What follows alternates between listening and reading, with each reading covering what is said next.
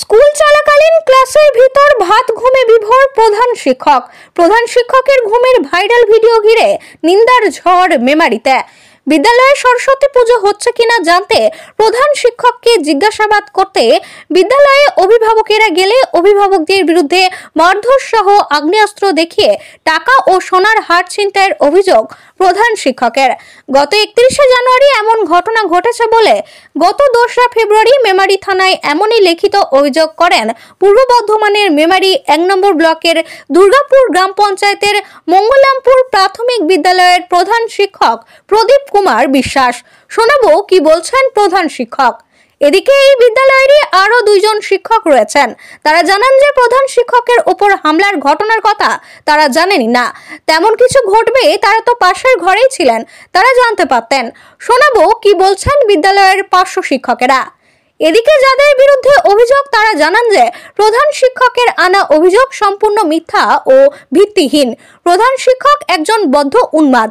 তিনি প্রায়ই বিদ্যালয়ের চাবি হারিয়ে ফেলেন এবং ছাত্রছাত্রীদের না পড়িয়ে বিদ্যালয়ে এসে মোবাইল দেখেন এবং দুপুরে ভাত ঘুমও দেন। এছাড়াও বিদ্যালয়ের পরিচালন কমিটি নিয়েও একাধিক অভিযোগ শোনা গেল স্থানীয়দের মুখে। এই যে শুনলেন বিদ্যালয়ের প্রধান শিক্ষক নাকি স্কুলে এসে ঘুমন। বিদ্যালয়ের প্রধান শিক্ষকের সেই ভাত ঘুমের তেমনই এক ভিডিও ইতিমধ্যেই ভাইরাল সামাজিক মাধ্যমে। ভিডিওতে পরিষ্কার দেখা যাচ্ছে যে ছাত্রছাত্রীরা বাইরে খেলা করছে আর বিদ্যালয়ের প্রধান শিক্ষক দিব্যি টেবিলে পা তুলে শীতের দুপুরে ভাত ঘুমে বিভোর।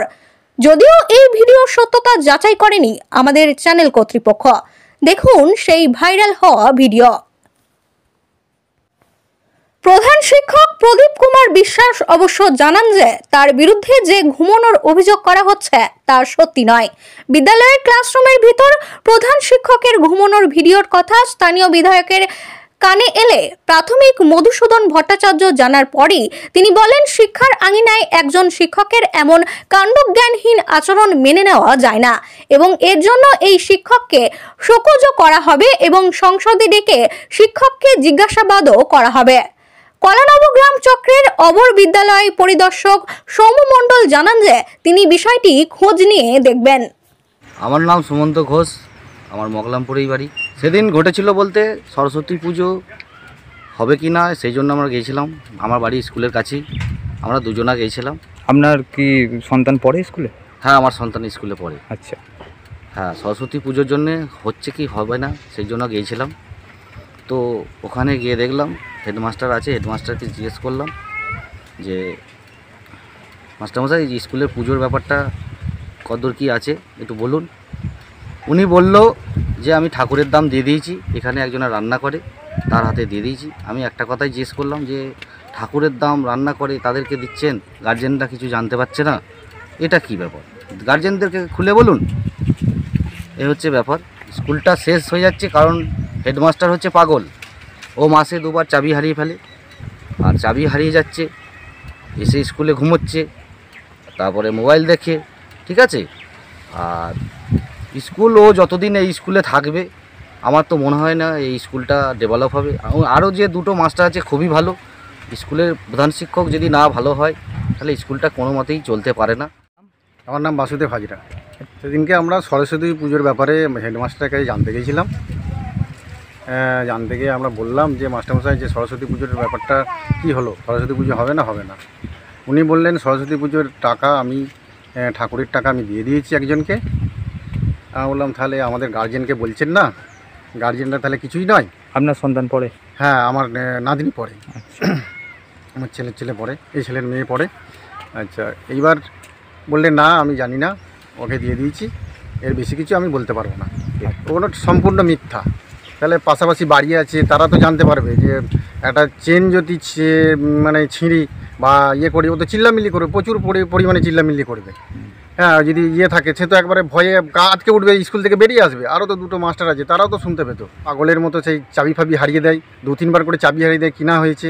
আমরা চাইছি হেডমাস্টারটা এখান থেকে চলে যাক, ওই মিথ্যাবাদ করবে, এই স্কুল উঠে যাওয়ার মুখে। আমরা তো গরিব মানুষের আমরা গরিব মানুষ, আমরা এই স্কুল উঠে গেলে কোথায় পড়াবো? আমার নাম স্বরূপ কোলে, বাড়ি মগলমপুর। দেখুন, আমি বিষয়টা নিয়ে আমার নলেজের মধ্যেই নেই। থানা থেকে আমাকে ফোন করে জানায় এবং ভিলেজ পুলিশ আসে, তারপর জানতে পারি। প্রথম কথা হচ্ছে স্কুলে আমি পড়াশোনা করিনি, স্কুল যাইও না, স্কুল সম্বন্ধে আমার কোনো ধারণাই নেই। ওই স্কুলে আপনি পড়াশোনা করেন? ওই স্কুলে আমি নিজেও পড়াশোনা করিনি, আমার পরিবারের 14 গোষ্ঠীর কেউ যায়নি স্কুলে। কিন্তু এটা জানতে পারি থানা থেকে, তখন আমার মনে হয় যে কিছু, যেহেতু রাজনীতির সঙ্গে অল্প স্বল্প যুক্ত আছি, কিছু অসাধু লোক এটা আমাকে ফাঁসানোর জন্য উদ্দেশ্য করে এটা করেছে। মাস্টারমশাইয়ের সম্বন্ধে অভিযোগ তো এখন করলে অনেক ভুরি ভুরি অভিযোগ। উনি আসেন, পা তুলে উপরে ঘুমন চেয়ারে, মোবাইল ঘাটেন, তাছাড়া শোনা তো কিছুই জানেন না। আর্থিক জিনিসের সাথে যুক্ত এবং উন্মাদ পাগল উনি স্কুলে আসেন, খান দান চলে যান। স্কুলে 10খানা ছাত্র পড়াশোনা করে, 40টা ছাত্র আছে, তার মধ্যে 10 জন পড়াশোনা করে। ছেলেমেয়েরা স্কুল থেকে ছাড়িয়ে নিয়ে বাচ্চাদেরকে চলে যাচ্ছে। গত লাস্ট 10 বছরে স্কুলে একটা দেয়াল পর্যন্ত মানে ফেটে গেছে, সেটা পর্যন্ত প্লাস্টার হয়নি। স্কুলে তো ম্যানেজিং কমিটি রয়েছে। ম্যানেজিং কমিটি যারা রয়েছে, ম্যানেজিং কমিটি কিভাবে তৈরি হয়েছে, কেন তৈরি হয়েছে জানি না। যেটা খবর পেয়েছি যে কমিটি যারা আছে সবাই বহিরাগত। আমি চাইছি ওই কমিটি ভাঙা হোক এবং ওই হেডমাস্টারকে বিদায় দেওয়া হোক স্কুল থেকে, স্কুলটা বাঁচানোর জন্য। বিদ্যা, ব্যবসা, চাকরি, জটক বিচার, বিবাহ, পারিবারিক অশান্তি, সন্তান লাভ, বাস্তু সমস্যা, আরো যে কোনো সমস্যার সমাধানের একমাত্র সেরা ঠিকানা জ্যোতিষী প্রসাদ রায়। আর দেরি না করে আজই চলে আসুন প্রসাদ রায়ের কাছে। আমাদের ঠিকানা RC80 Bengal Ambuja city centre, Durgapur 16, near Jorhat rotary. Phone নম্বর 7407250555 অথবা 9064620444।